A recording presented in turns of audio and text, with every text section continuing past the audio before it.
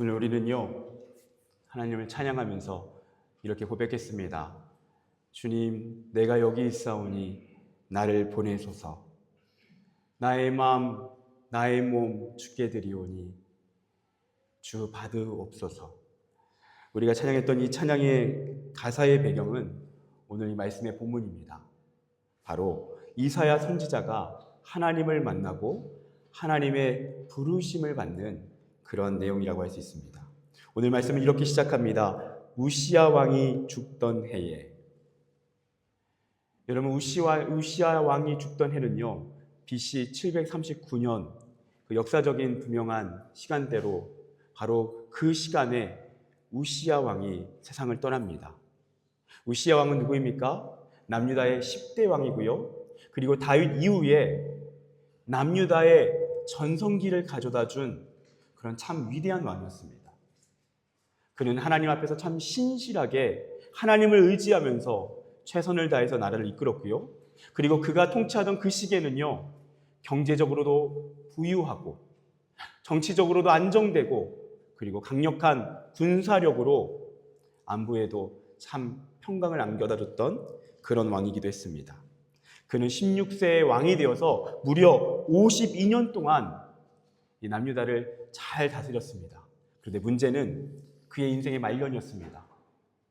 그는 참 선왕으로서 나라를 참 잘 이끌다가 인생의 말년이 다가오자 그만 교만해졌습니다. 그리고 넘지 말아야 될 선을 넘습니다.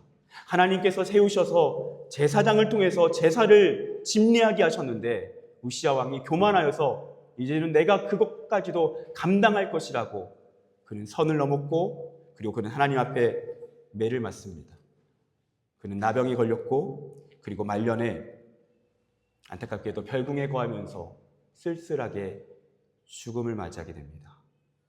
그리고 바로 그 해에 오늘 말씀 이사야가 하늘의 영광을 경험합니다. 여러분, 그 당시 한번 상황을 생각해 보십시오. 52년 동안 이 남유다는 정말 오랜만에 태평성대했습니다. 모든 것이 평안했습니다. 근데 그 왕의 말년이 되자 어려움이 생겼고, 그리고 그 당시 그 주변의 국제 정세는요, 아수르가 강력한 힘을 발휘하면서 주변의 나라들을 점령하기 시작합니다. 그리고 이제는 남유다도 그들의 공격 앞에서 두려워 떨고 있습니다. 그런데 왕이 세상을 떠난 것입니다. 모든 기반이 흔들리고 많은 백성들이 두려움과 공포 가운데 거하고 있습니다. 어떻게 인생을 살아가야 할지 막막합니다. 오늘 말씀의 이사야도 마찬가지입니다. 그는 어떤 사람입니까? 그는 왕의 서기관이었습니다. 왕의 기록을 담당하는 사람이었습니다. 탈무드 자료에 의하면요, 그는 이 우시야 왕의 조카였습니다. 그러니까 우시야 왕의 사촌의 아들, 그 사람이 이사야였습니다. 그래서 이 이사야는요, 그의 삼촌과 같은 이 우시야 왕과 친밀한 관계를 유지했을 것입니다. 그리고 가장 가까이에서 측근으로서 힘을 보탰을 것입니다. 그런데 그 왕이 말년이 되자 교만해지고 변질되고 결국에는 쓸쓸하게 죽음을 맞이합니다.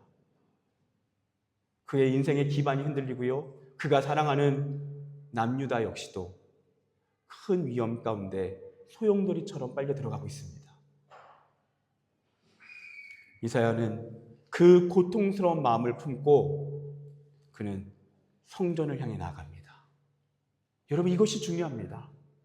여러분, 우리 인생 가운데 그러한 절망과 두려움의 때가 있습니다. 어찌할 바 몰라 할 때가 있습니다. 그때 우리가 할 수 있는 최고의 선택은 무엇입니까? 성전을 향해 나아가는 것인 줄 믿습니다.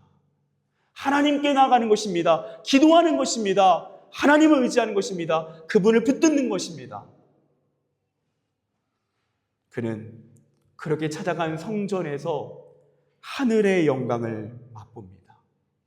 하나님을 찾고 하나님께 부르짖던 중에 하늘의 영광을 경험하는 것입니다. 하나님께서 높은 보좌에 앉아 계시는 모습을 봅니다. 그리고 천사들이 하나님을 찬양하는 광경을 봅니다. 거룩하다, 거룩하다, 거룩하다, 만군의 여호와여, 그의 영광이 온 땅에 충만하도다. 천사들이 서로 화답하면서 그렇게 하나님을 찬양합니다. 그리고 그 자리에 땅이 진동하고 연기가 가득합니다.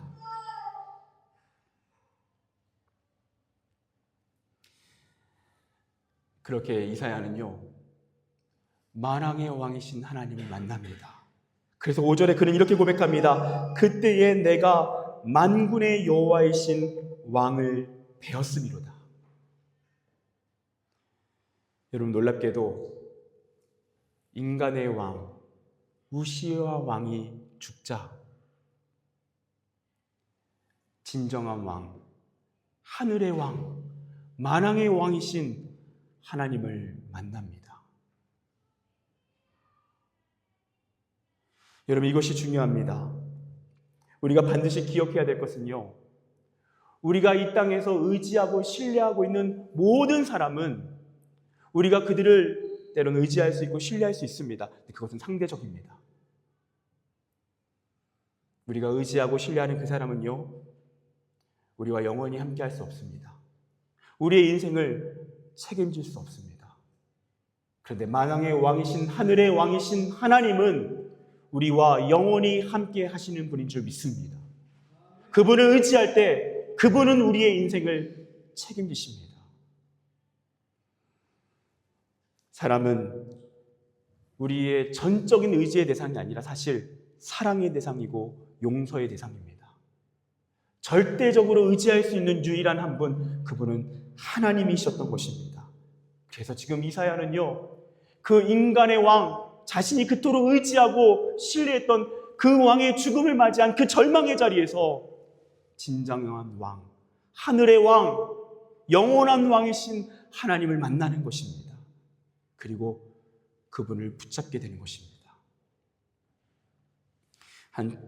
참 신실한 청년의 이야기인데요, 참 신실한 청년 자매가 결혼을 하게 되었습니다. 결혼하기 전에 예비 신랑을 주례를 맡으신 목사님께 이렇게 소개를 시켜드렸습니다. 근데 목사님 봤더니 이 남자가 조금 뭔가 이렇게 믿음직스러워 보이진 않았나 봅니다. 왜냐하면 좀 가난한 형편에 있었다라고 들려집니다.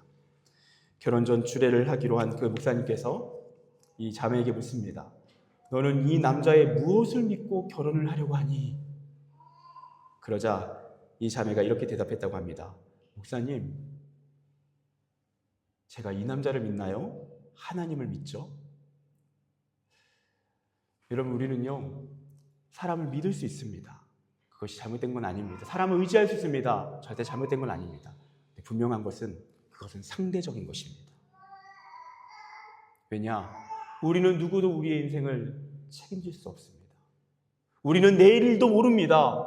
우리가 그토록 신뢰하고 의지했던 그 누군가가 누구도 의도하지 않았는데 우리 곁을 떠날 수도 있습니다. 그런 상실의 아픔을 겪을 수도 있습니다. 우리는 사람을 사랑하며 살아가는 것입니다. 때로는 의지할 수 있고 신뢰할 수 있습니다. 그것은 상대적인 것입니다. 우리가 전적으로 의지할 수 있는 한 분, 그분은 하늘의 왕이신 하나님이십니다. 오늘 이사야에게 바로 그 하나님이 찾아온 것입니다. 하늘의 영광의 하나님, 그분이 이사야를 만나주신 것입니다.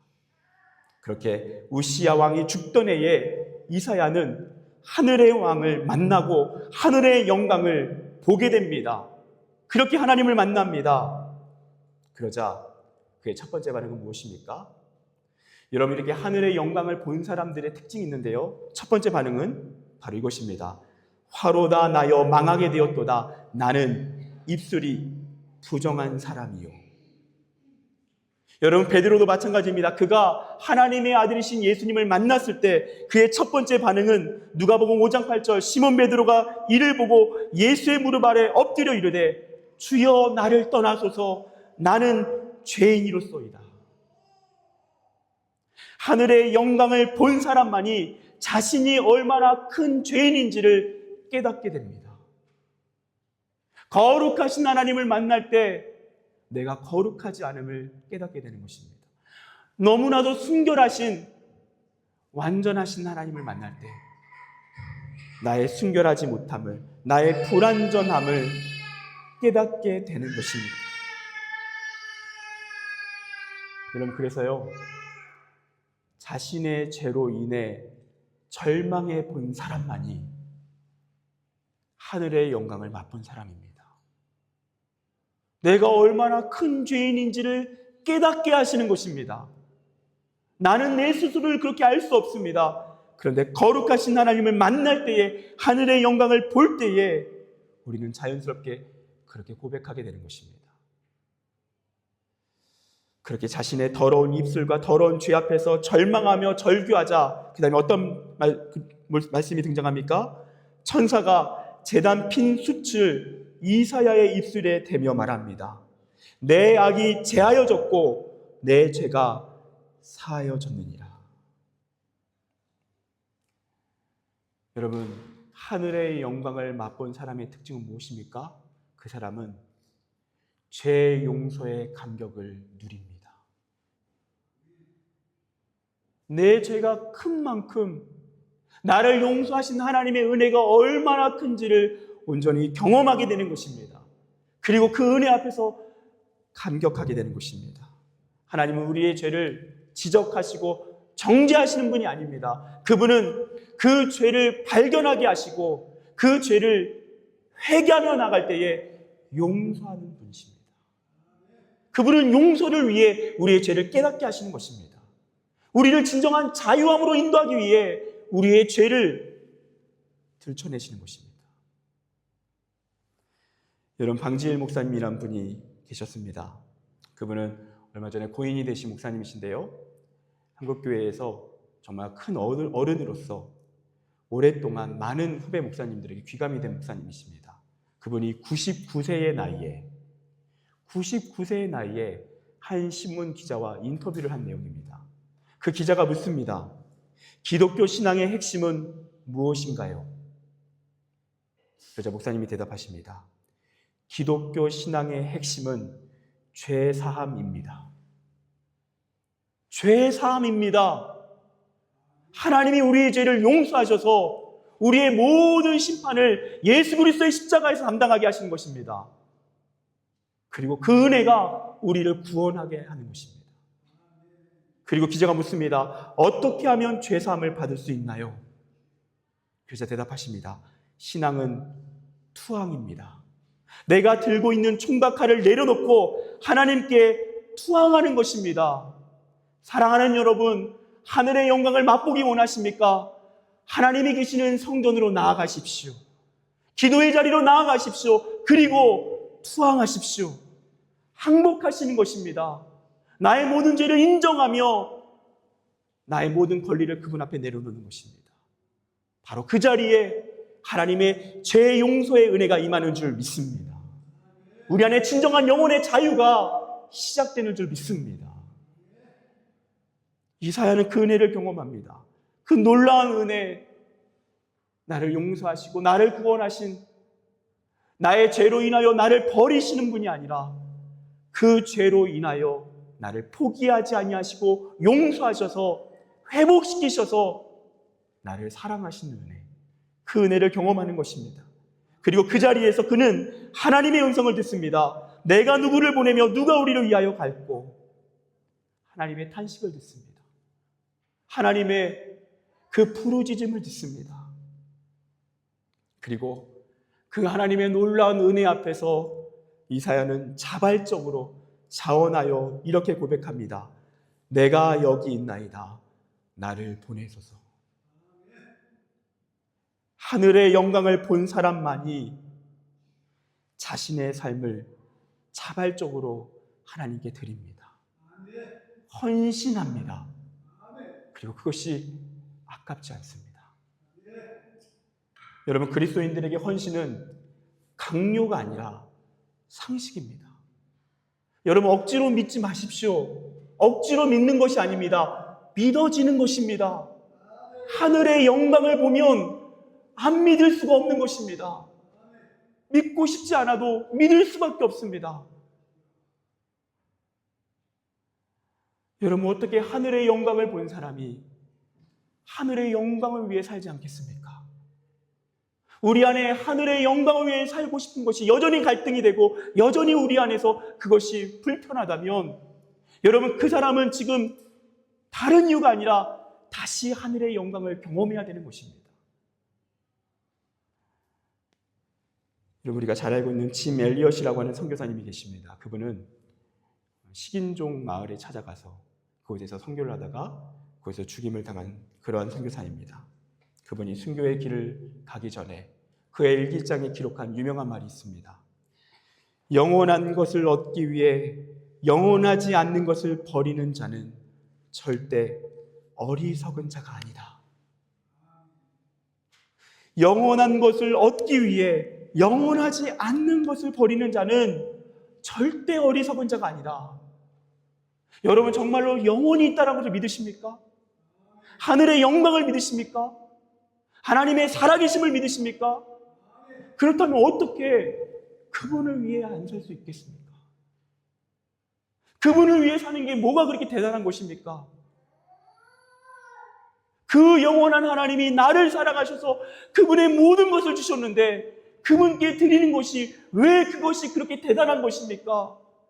하나도 대단하지 않습니다. 그분을 위해 가난하게 사는 것 대단하지 않습니다. 그분을 위해 고난받는 것 대단하지 않습니다. 하늘의 영광이 확실하다면, 그 영광을 보았다면 여러분, 그것은 대단한 것이 아닙니다. 지극히 상식적인 선택입니다. 이사야는 하늘의 영광을 본 것입니다. 네, 여러분, 더 놀라운 건 무엇인지 아십니까? 하나님이 그렇게 이사야를 부르시는 자리에 주여 내가 여기 있나이다 나를 보내소서 그렇게 말할 때에 하나님 그 다음에 뭐라고 말씀하신지 아십니까? 근데 너 그거 아니? 너가 이스라엘 백성들에게 찾아가서 나의 말씀을 전한다 할지라도 그들은 듣지 않을 거야. 그들의 눈은 가려져 있고 그들의 귀는 닫혀 있어서 너가 아무리 노력해도 어떠한 열매도 맺지 못할 거야. 어떠한 성과도 없을 거야. 부흥도 없을 거야. 그래도 넌 나를 따르겠니? 이사야는 그 하나님의 분명한 예고 앞에서도 그 길을 따릅니다. 예수님도 우리에게 이렇게 말씀하십니다. 누구든지 나를 따라오려거든 자기를 부인하고 자기 십자가를 지고 나를 따를 것이니라. 여러분, 이것이 어떻게 가능합니까? 우리의 노력으로 가능합니까? 우리가 스스로를 끊임없이 자학하면서 금욕하면 가능합니까? 아닙니다, 여러분. 우리가 그리스도를 따르는 건 그렇게 따르는 것이 아닙니다. 억지로 따라가는 것이 아닙니다. 때로는 그런 시간도 필요합니다. 근데 우리가 그분을 따르는 것은 자발적인 것입니다. 하늘의 영광을 보면 그 영광 앞에서 그 영원한 것을 위하여, 영원한 나라를 위하여, 나를 사랑하시는 그 영원한 하나님을 위하여 자발적으로 따라가는 것입니다. 강요가 아닙니다. 상식입니다. 이전에 들은 한 목사님의 이야기입니다. 그분은요, 평생 목회 현장에서 너무나도 힘겹게 사역하셨습니다. 너무 가난했고요. 농촌 목회의 현장에서 아무리 노력해도 대단한 성과가 없었습니다. 평생 그야말로 가난하게 힘겹게 목회를 했을 뿐입니다. 이 목사님에게 든든한 아들이 있었습니다. 이 아들은요, 참 어렸을 때부터 아버지 어머니에게 효자였습니다. 공부도 너무 잘하고요. 그리고 모든 사람이 제일 가고 싶어하는 그런 대학에도 갑니다. 그리고 나중에는 졸업을 앞둔 그 시기에 정말 탁월하게 준비된 그런 인재였기 때문에 좋은 회사에서 좋은 조건으로 벌써부터 취직도 결정되었습니다. 이 목사님이요, 그 아들을 바라볼 때 얼마나 위로가 되고 삶의 기쁨이 되었는지 모릅니다. 졸업을 앞둔 어느 날 그 아들이 아버지를 찾아옵니다. 그리고 아버지에게 말합니다. 아버지, 저 신학을 공부해서 선교사가 되겠습니다. 이 아버지 어머니가요, 너무 당황해서 이 아들을 막 말립니다. 왜 하필 너냐? 많고 많은 사람들인데 왜 하필 너냐? 그렇게 반대하는 아버지 앞에서 아들이 이야기합니다. 아버지, 그렇게 반대만 하지 마시고 아버지도 목사님이시니까 함께 기도해 주십시오. 그리고 한번 기도하고 다시 한번 이야기해 봤으면 좋겠습니다. 그렇게 부모님과 3개월 동안 기도의 시간을 갖습니다. 그리고 다시 아버지와 아들이 대면합니다. 아버지가 아들에게 묻습니다. 그동안 준비한 것이 아깝지 않니? 너 정말 이렇게까지 오기 위해서 얼마나 열심히 공부했니? 얼마나 열심히 준비했니? 아깝지 않니? 아들이 많은 사람들에게, 주변 사람들에게 가장 많이 들었던 질문, 그거 아깝지 않니? 그 질문 앞에서 아들이 대뜸 대답합니다. 진짜 영광을 본 사람은 아까울 것이 없던데요. 진짜 영광을 보니까 하나도 아깝지 않던데요.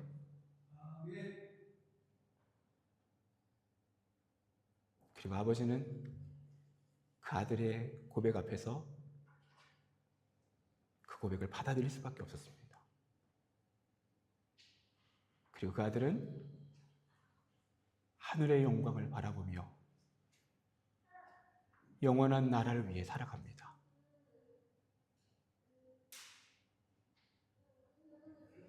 사랑하는 여러분,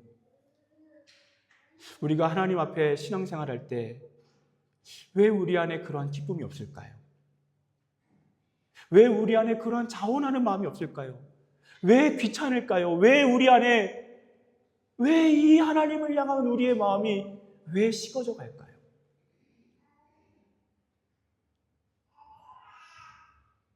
우리의 노력이 부족해서요? 그것만이 아닙니다. 핵심은 하늘의 영광을 보지 못했기 때문입니다. 또는 하늘의 영광을 보았지만 어느 순간 그 은혜를 망각한 채 우리 안에 그 영광이 희미해져 버렸기 때문입니다.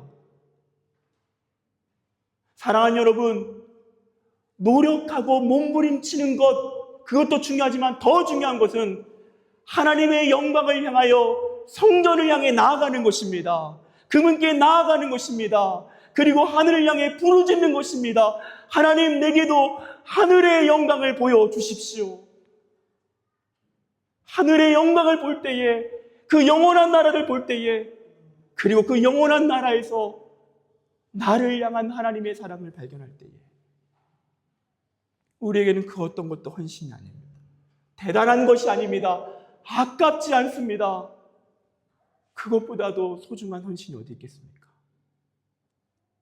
그리고 그렇게 하나님을 위해서 하늘의 영광을 맛본 사람은 이렇게 고백하는 것입니다. 하박국 3장 17절 18절 말씀에요. 비록 무화과 나무가 무성하지 못하며 포도나무에 열매가 없으며 감람나무에 소출이 없으며 밭에 먹을 것이 없으며 우리의 양이 없으며 외양간에 소가 없을지라도 나는 여호와로 말미암아 즐거워하며 나의 구원의 하나님으로 말미암아 기뻐하리로다. 열매가 없고 대단한 성과가 없고 눈에 보이는 증거가 없어도 하늘의 영광을 본 사람은, 그 영원한 하나님이 나와 함께 하심을 날마다 믿음으로 고백하며 살아가는 사람은 바로 그 자리에서도 나의 하나님 한 분으로, 그 하늘의 영광의 한 조각만으로 기뻐하는 줄 믿습니다. 하늘의 영광을 사모하며 다시 성전을 향해 나아가십시오. 다시 하나님의 얼굴을 구하십시오. 여러분의 기도의 제목도 구하셔야지만 하나님을 구하는 것이 우선입니다. 하나님을 구하십시오. 그 하늘의 영광을 구하십시오. 그렇게 우리의 상실의 자리에서,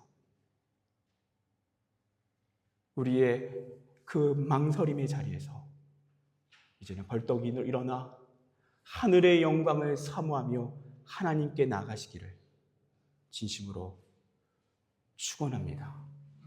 기도하겠습니다.